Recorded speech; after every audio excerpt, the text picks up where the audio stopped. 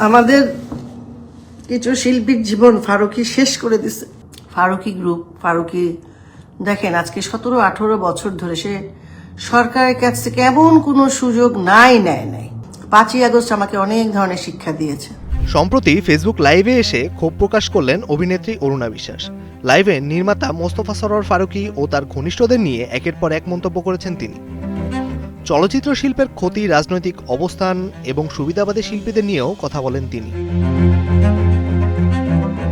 তার অভিযোগ, ফারুকী ও তার সঙ্গে থাকা প্রায় 2 শতাধিক মানুষ মিলে বাংলাদেশের চলচ্চিত্র শিল্পকে ক্ষতিগ্রস্ত করছেন।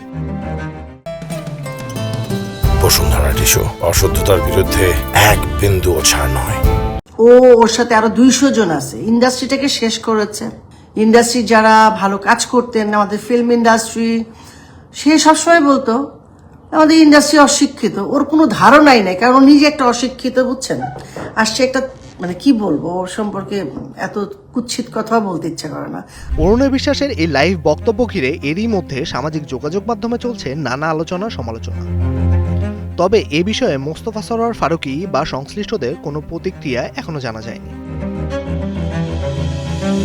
শোবিজ অঙ্গনের রাজনীতি, সম্পর্ক ও অবস্থান নিয়ে অরুণা বিশ্বাসের এই মন্তব্য নতুন বিতর্কের জন্ম দিয়েছে। এখন দেখার বিষয় তার বক্তব্যের জবাবে সংশ্লিষ্টরা কোনো প্রতিক্রিয়া জানান কিনা। মিসবাউদ্দিন, কালের কণ্ঠ।